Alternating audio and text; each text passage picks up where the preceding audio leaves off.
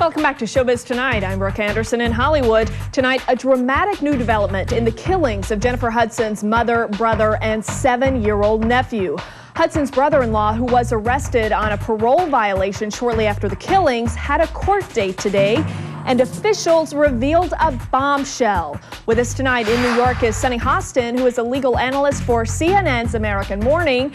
Also in New York, Ben Whitcomb, who is the editor-at-large for Star Magazine. Sunny, welcome. Ben, welcome to you as well. William Balfour has been behind bars, as we know, for 2 weeks now, and it was suspected he might have been freed after this court hearing, but now a witness claims that she saw him with a gun, that gun matched the description of the weapon used in the killings. Showbiz Tonight was right there today outside the Illinois prison where Balfour is being held. Watch this. Our former or current girlfriend of Mr. Balfour, Miss Shanta Kathy, has indicated that she had seen Mr. Balfour with a gun that matches the identity of the gun that was found by the Chicago police and other investigators.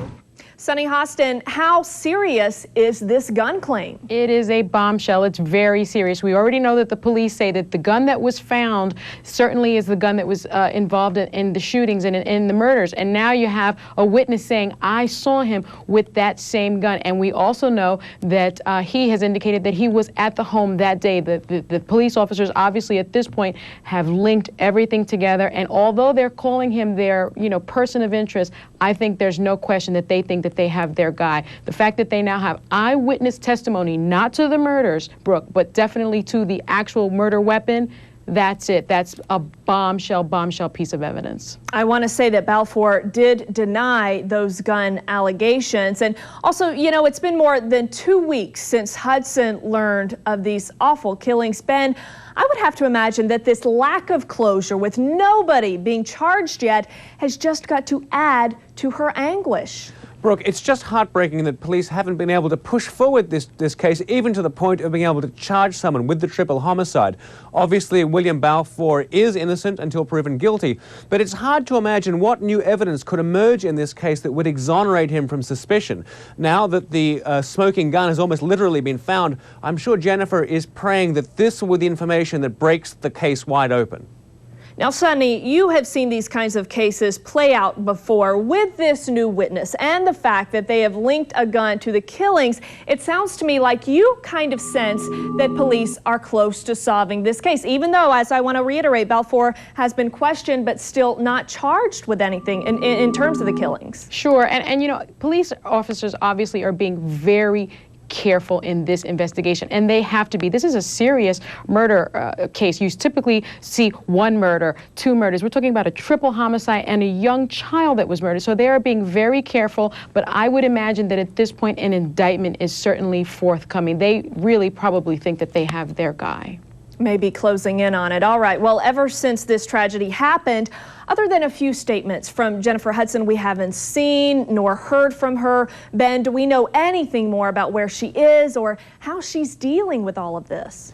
Jennifer has been mourning in Chicago with her sister Julia. Her last appearance was a week ago at a private memorial for her family members in Chicago. She has said very little since the body of her nephew was found. She had been appealing for information about his whereabouts. Since then, she has only said publicly to thank her fans for their support and also to found a charitable foundation, the Hudson King Foundation, to benefit the families of murder victims, which is being administrated out of New York. So she's appealing for funds for that. And Sunny, this may sound redundant, but we can't stress it enough, given that police have not charged anybody, although they do have the evidence, the .45 caliber gun used in the killings. What does that say to you? To me, again, I was a former federal prosecutor. I've tried murder cases. I've dealt with investigators and law enforcement officers that are investigating this type of case.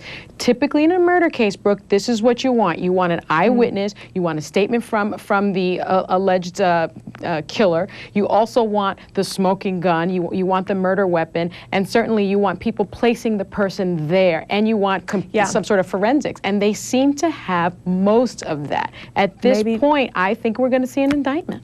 Maybe they are on their way to solving it, giving the family some closure. Sunny Hudson, thank you so much. Ben Whitcomb, thank you as well. Good to see you.